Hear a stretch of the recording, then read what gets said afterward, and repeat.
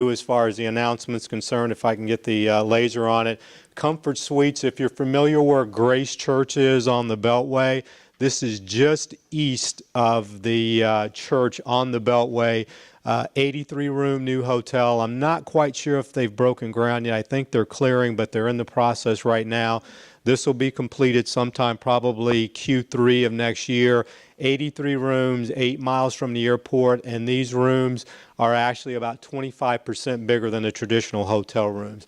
And so Johnson just gave me the 2-minute cue, so I'm going to kind of fly through these. I've showed this before, if we can get that. This is 2014, nothing there to speak of except for the CVS and then the Memorial Hermann facility. I think that's right there. But then look at the growth within 36 months. It's absolutely amazing.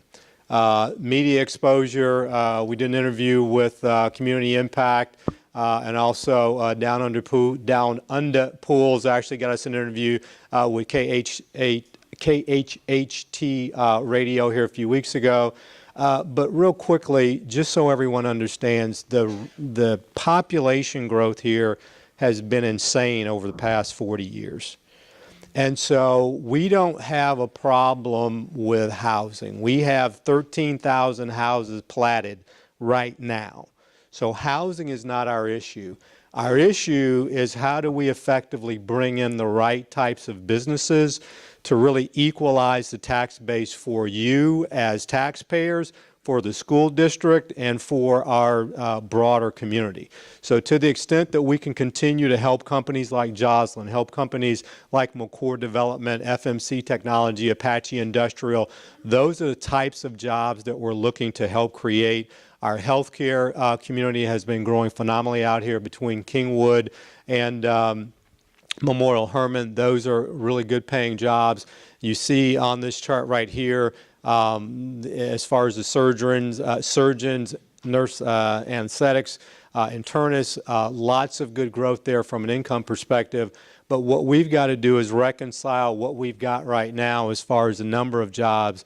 Retail over almost 4,400, food service 2,800. What we've got to do is really create an effective job ladder. So we provide vocational and higher ed opportunities so people can keep climbing that ladder, and that's really our broader strategy. And then I'll give it to Q&A. How was that? No Q&A. So I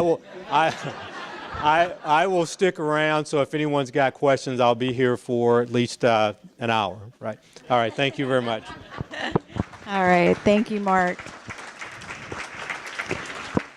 Some of you may not realize that in the Lake Houston area, we don't have a regular revenue stream that comes in for this area for economic development. So we have to raise the funds ourselves. So the economic development program is funded by contributions from individuals, mostly from companies. So if your company isn't giving to it, I hope that you would consider doing that because the more economic growth and planned economic development that we have, the better off our entire community is. So we thank Mark for heading that up and doing a phenomenal job. So speaking of first rate, here in our community, we have a first rate autism organization called Including Kids. Hopefully you guys have heard of them. They do a phenomenal job with children in this area that have autism. My son was there for a while, and they transformed him. So I've seen firsthand the miraculous work that they do with kids. And they've taken their program from the little itty bitty ones all the way up through school. They work with the school districts. They work with the community. They're just amazing. And they have just moved into a new building. So we are going to hear from their executive director, Jennifer Dantzler. Welcome, Jennifer.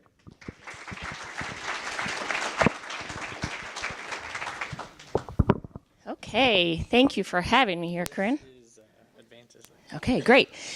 So Corinne just gave my first slide. So we are about to start our 15th year of service. We started about 15 years ago serving a few itty bitties, as I call them, and now 15 years later, we serve children ages 2 and up into young adulthood, and we have several different campuses. About 5 years ago or so, we started saying, okay, we're ready to put our feet in the ground and really take hold. And so we started our plan to build a new facility. And so we literally just moved in the end of last week. And yes. So I'll show you those pictures in a minute, but just to make sure we all know what we do. We are a nonprofit serving children and young adults. We do applied behavior analysis. So we do intensive one-on-one teaching, and then as the children get older and as they can, we fade that support. We try to get them back included into their community in whatever way is meaningful. We take all functioning levels, from verbal to nonverbal to high functioning to lower functioning. And our goal really is to help every single child with autism become a meaningful part of their community. Autism affects 1 in 68, so the need is enormous, and part of our goal in this next phase of our Including Kids life is to help you as companies. How can we work together to help partner and make it be a win-win for our young adults who have the right and the ability to be a part of their community? So this is our new campus. We are on Timber Forest Drive, right next to Ace Hardware and Culver's, and right across from Kids Are Kids. So that is our facility that some of you may have seen being built. It's an 18,000 square foot facility, a little less than 2.5 acres. Oh, darn it. And those pictures don't. See what a great playground and sports field that is? It's so amazing. Don't know why that happened. Yes, but it's going to be amazing. We're going to have a playground and a sports field and do all kinds of great things on it. That's such a bummer. Inside, I know the pictures are light, but we took many, many months to design the facility so that it really was geared towards helping address the needs of children and young adults with autism. So they have some special classrooms for their intensive one-on-one teaching, but then we also have a lot of great larger areas for natural group environment. This is the living room of the SOAR apartment. So as the children get older and become young adults, we're trying to help them become acclimated. So there's going to be a mock bedroom, there's a mock living room, a kitchen, as well as intensive one-to-one teaching areas. This is our motor lab where they think they're having fun, but we're really working on gross and fine motor skills and sensory issues. We have a gaming center because, again, part of our goal is inclusion. So they're not going to be successfully included if they don't know how to play Xbox and Wii and PS4. And then we have traditional things like lockers, because as our kids get included back in the community and back into their public school system, they have to know how to use lockers.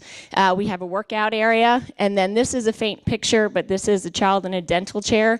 We have a whole community skills room where we're working on helping them learn how to get haircuts, go to the dentist, go to the doctor, go get blood draws. I've worked with a couple of you here in the community, especially in the medical world. For many of you who don't have a child with autism, you don't realize the challenges that these families incur every single day. We've had parents who they used to have to cut their hair while their child was sleeping at night because they were terrified. Just to go for a dental treatment, they have to get sedated. So our goal is to try to help them, and we've created a mock room so that we can work on shaping all those skills.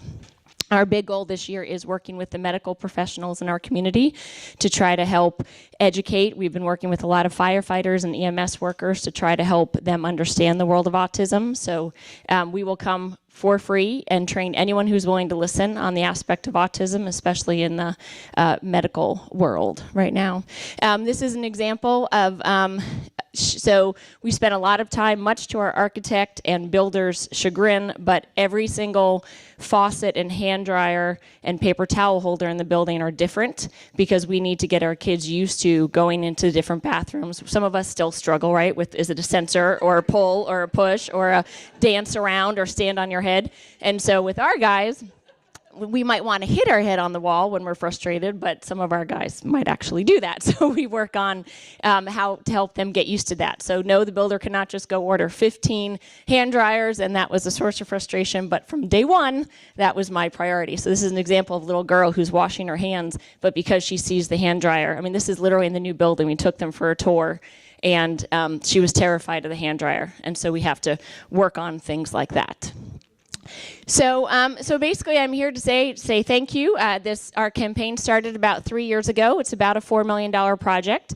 We are a little over halfway there. We are already there as far as our expenses are now already reduced from where we were paying rent. And the good news is now we're going to be paying a mortgage and we're going to get that paid off. And that's just going to help give us money to now go and create other new, bigger and better programs. We spent a lot of time trying to figure out what our first steps would be as far as putting our anchor in the ground. And sometimes too much of a good thing is too much of a good thing. So even if we had 100 acres, we didn't necessarily want to do facilities of 200 children and young adults with autism. We have families who drive from all over the Houston area. So our goal is to continue to create satellite sites and add young adult services and basically do whatever we need to do for the community. So that all started with you all with the Chamber Challenge, I think 2 or 3 years ago now. And some of you majorly stepped up and we were very grateful. And so because of businesses like you, Insperity being one of the very large donors, we are one of the ones that are recipients of this philosophy. So we're very grateful, and grateful a lot of you in this room have donated and helped make this dream truly become a reality as of last week. So thank you very much. We will be doing our grand opening celebration end of September, beginning of October, which we'd love for you to all come to and enjoy it and really see the playground, because it will be there then. It's real. I'm just teasing you. So, okay, I think I have 20 seconds for a question. No? Yeah. Explain payments for families, insurance or cash. We do take medical insurance. We do applied behavior analysis, so medical insurance will cover ABA for most families. If that's complicated, then we have some private pay, and then we do fundraise and receive grants too for the other. So our full-time program is the most expensive. That's usually covered by medical insurance, and then we have after-school programs. We do free Saturday workshops, free parents' night outs. We'll come in and do any kind of free community trainings that anyone who's willing to listen to us talk about autism and how to help support them. So a whole combination. And we are a TEA non-public approved facility. About 75. So, yeah. Yes, when we started with Insperity as a client, I think we had about 30. And so I think they've helped us grow by over 200% at least. So, yeah. Thank you. Thank you, Jennifer. So when she said too much of a good thing, it's too much of a good thing, I just had to share. My son, who's autistic, told me the other day, we were trying to eat a bit healthier, and he said, Mom, too much of a good thing is just not good. And I was like, what are you talking about? And he said, all this healthy eating is just not good for me. And so that's Jake's perspective on too much of a good thing. All right, so next up we want to hear from Jenna Armstrong. She is the president and CEO of the Lake Houston Chamber of Commerce. She's going to talk to us about this great idea to run in the middle of August a 10K. All right, go take it away, Jenna.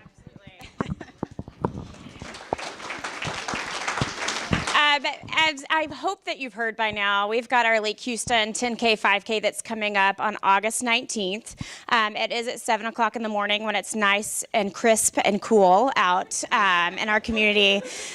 We'll be starting out at Kings Harbor. So this is our 8th annual event. It's kind of hard to believe we've been doing it for 8 years.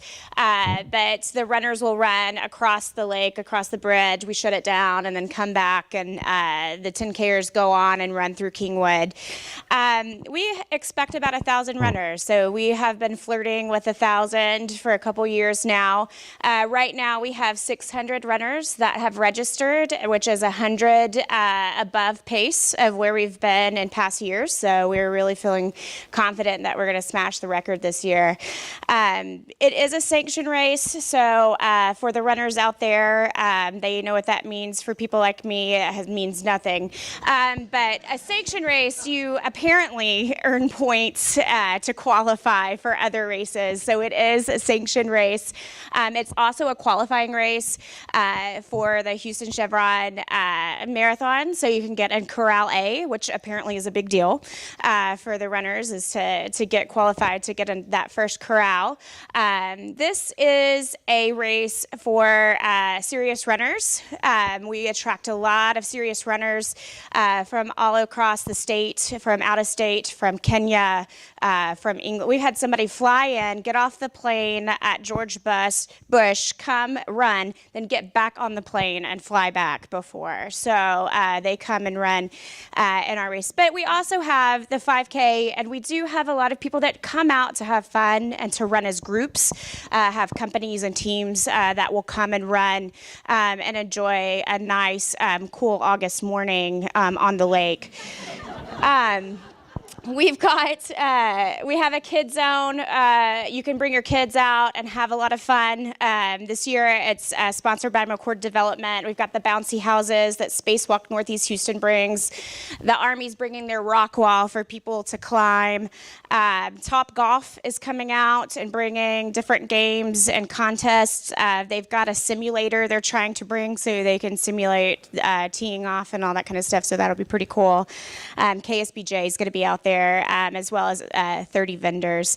So I wanted to tell you about the race, but the real thing that I want to talk to you about is the impact that this race, and other events similar to this that attract people to our area, what kind of impact it makes, and something that we probably don't talk about enough. So we attract people to our area from mainly all over Houston and across the state, a lot from Dallas too.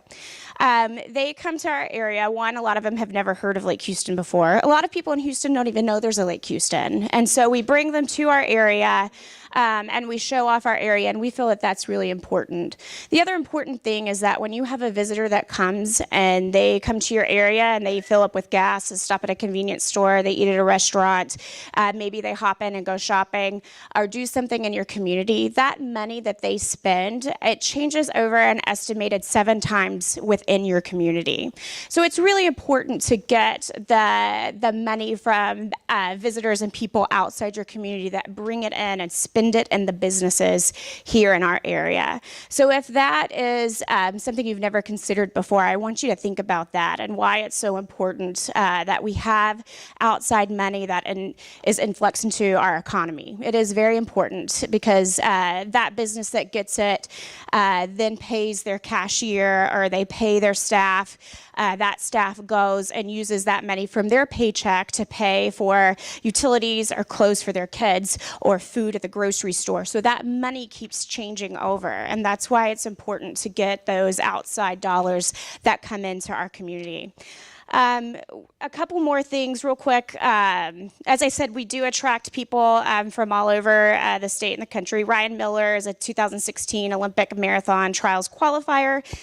He lives in Midland, and he flies in for the race, and he wrote us an email. It was really great, and it says, "This is worth the flight for one of the top races in the Houston area, and I have no problems flying in just to run this race." And also, Callie Roper is a 9-time Conference USA champion from Rice University and a 3-time Texas High School state champion, so she'll be there running the race as well. And they love our race because it's flat, so they can get faster times. I mean, that's not a secret. We don't have a bunch of hills, and so that's a big attraction for runners. It would, if there was, I would not run a race with a hill, but I don't know why I keep looking at you to confirm that I'm not a runner. So if you're not a runner like me, you can come and still participate, and there's so many ways to help out. We need volunteers. We hear from a lot of people that when they're running the race, they like to be cheered on as they cross the finish line. And let me tell you how it really is exciting. You're out there cheering for the runners as they run, and they've got some really, really fast runners. I just said that we've got, professionals that come in, and to be there and to cheer them on as they're running across is very important, and they love that. What a great way to promote your business. Wear your shirt, your logo shirt, and come out there and cheer them on, and it will definitely make an impression on those runners. We've got a hydration station that we need staffed, so if you have a business and you'd like to bring your employees out, decorate the booth we provide you with the water and the Gatorade that you hand out to the runners, and it's a great way to have that touch with the runners that are out there. So we encourage you to come and volunteer. We've got packet pickup the day before, and you get to meet all the runners when they come and get their t-shirt and their information, and that's a really important part of it. As I said, this is our 8th annual. We have been extremely fortunate that we've had Memorial Hermann Northeast that has been our presenting sponsor every single year. Thank you, Noel, and Lynanne. I think I saw you earlier. So we are fortunate to have their sustained support of this, and I would just encourage you to support your community events like this, because it is important for our economy, it's important for our community. And one more observation. I realize that I work at the chamber. I realize that my job is to help promote what's going on here and help promote our businesses and help grow the economy. And part of my job is to be an advocate and tell everybody how great it is. But when I'm sitting here at this Bizcom and I'm listening to all of this great stuff, sometimes you forget how amazing the community is that we actually live in. When you hear about the Insperity Observatory, I mean, how fortunate and unique is that our community has that, and it's open to the public to go and to look at. When I hear about things that Brooke has done, I remember when you first started that Be a Hero for Zero, 3 years ago, and you were starting and how it's grown because you've gotten support from those and it's caught on. Our own economic development partnership was born out of the chamber saying we need to do something. We're in an area where we don't get tax money, and this is important. And we had leaders and businesses that came together and stepped up and they made it happen. And that's the same with the Bizcoms and how we're providing this information to everybody here in Kingwood and throughout the other communities. Corinne was one of them that stepped up and said, this is important. The schools, the school district latched onto said it is important. And so I'm sitting here amazed at the leaders that we have in the community, the businesses that give their money and support to support these kind of things. And I'm hoping that you feel a great sense of pride in Lake Houston that you live in, and that when you leave here, you take that pride out and you help spread that around to the other people that do business and live here as well. So that's cheesy. I'm sorry. It hit me. I had a cheesy moment, but it just hit me where I felt like we are really, really fortunate to live in this community, and sometimes we forget it because we're here every day. But when I listen to stuff like this that's going on, especially Jennifer Dantzler that has people that move their kids from California to live here just to go to Including Kids because she's so amazing, that makes you feel very prideful about where you live and where you work. So that's enough.